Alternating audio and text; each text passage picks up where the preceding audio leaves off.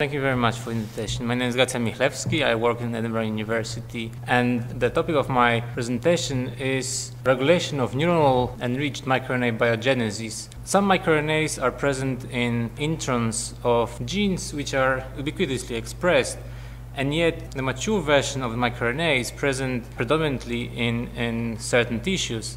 And this is the case for microRNA miR-7, which is expressed as a part of H9PK pre-mRNA in its intron in every single tissue of human body and other mammals. However, the mature version of this microRNA is expressed predominantly in the brain. In order to find the mechanism behind regulation, we have used established human cell lines such as HeLa cells or astrocytes. And as you can see in HeLa cells measured by northern blot, levels of miR-7s are relatively low as compared to levels of miR-7 in astrocytes. Interestingly, levels of primary microRNA-7 in HeLas are actually higher than in astrocytes, pointing to post-transcriptional regulation of miR-7 processing. In order to find the factors which regulate miR-7 processing, we have used SILAC, which stands for Stable Isotope Labeling of Culture Cells, together with RNase-assisted RNA Chromatography to identify factors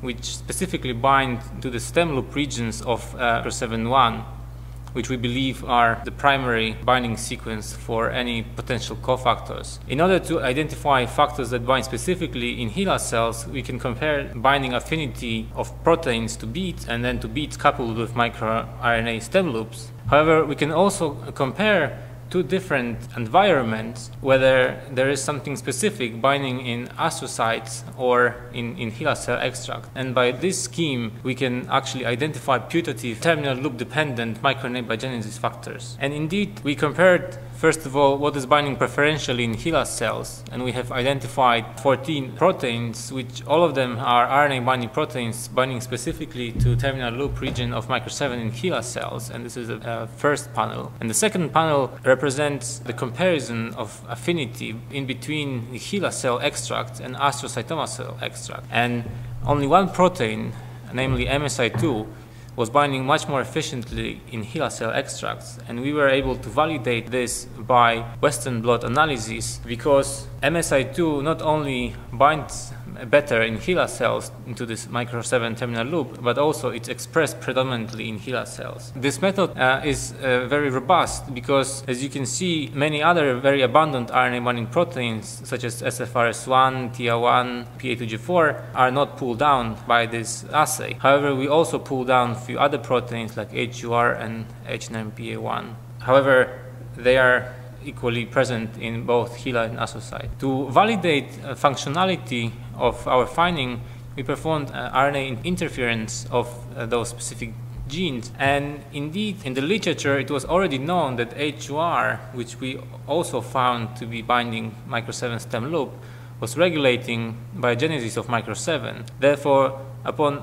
RNAi depletion of HUR, we could see upregulation of miR-7, which was independent on the regulation of its primary transcript, which you can see in the bottom panel. Interestingly, when we knocked down MSI2 protein, the one which actually differentiated those two cell lines, we observed very similar phenotype, i.e. twofold increase in the levels of mature microRNA-7 without apparent increase in the primary transcript. And controls serve quite well to show the specificity of the assay. However, interestingly, when we coupled RNAi for both HUR and MSI2, we couldn't see an accumulative effect, which suggested that those two proteins interact and cooperate in regulating miR-7 biogenesis. We wanted to find out whether those two proteins interact with each other.